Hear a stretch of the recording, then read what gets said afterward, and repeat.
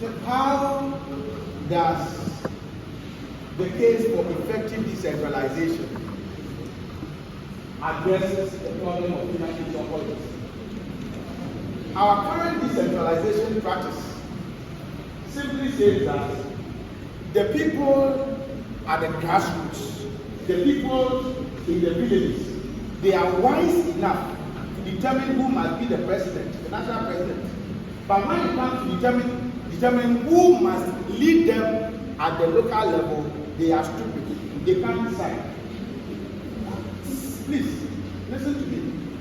People are wise enough to determine who must be the president, national president.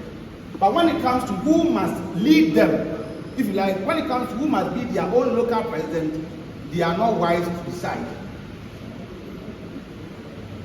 It is like saying that you all have the power to vote in an election to determine who must be the president of Ghana. But when it comes to who must be your class rep, somebody must select the class rep for it. Doesn't make sense. Doesn't make sense. It doesn't make sense to me. No, just imagine. Election 2024, you have gone to cast your ballot. Immediately afterwards, you come to sit down and say, we want a class rep. Then the president has been appointed, elected. You say that, yeah, these people, they want a class rep. So let me go and appoint a class rep for them. It won't make sense. Now that's how our decentralized practice now currently works. The people in the localities, in the villages, they participate in elections to determine who must be the president. After the president has been elected, the president will now in turn appoint a district chief executive for them.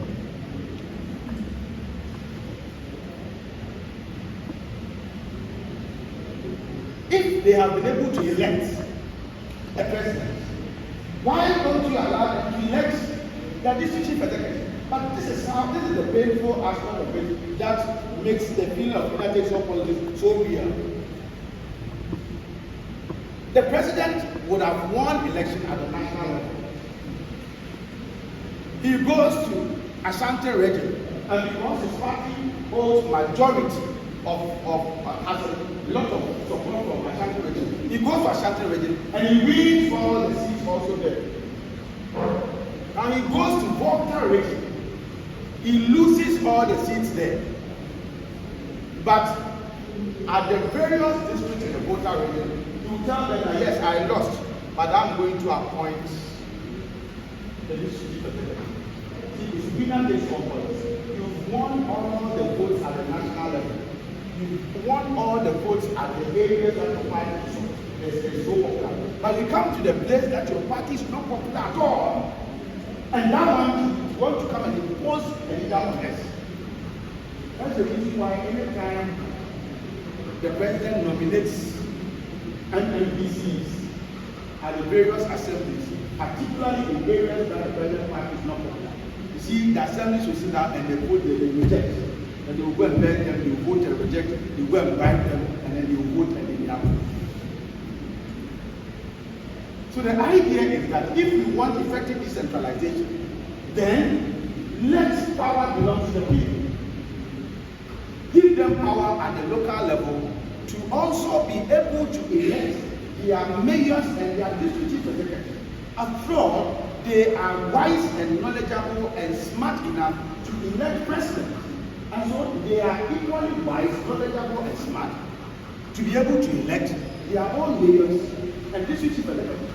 But our decentralized practice is a certain re-centralization within the decentralized system, where the local people elect presidents, and then the president comes and say that, well, I am now taking over the power of the election for you, and then I'm going to appoint you. It doesn't make decentralization effective. Decentralization is the power to the people. So if it's power to the people, leave the power for them to decide on who must be their leader at the local level entirely in their hands.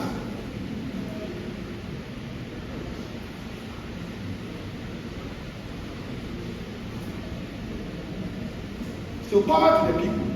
But when it comes to them deciding on matters affecting them locally, you bring the power back to the national president to take it for them.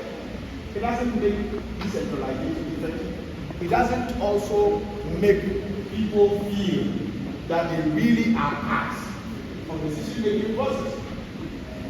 Because by every time we don't like the president and his party, we didn't vote for him.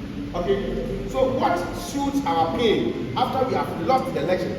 We lost the national election. What suits our pain is that at the local level, we have the power to elect our own DC. So you take your national president, and we've also elected our own DC. It's painful when they lost the national election, and at the local level, the president comes say you have lost here to us, imposing some position.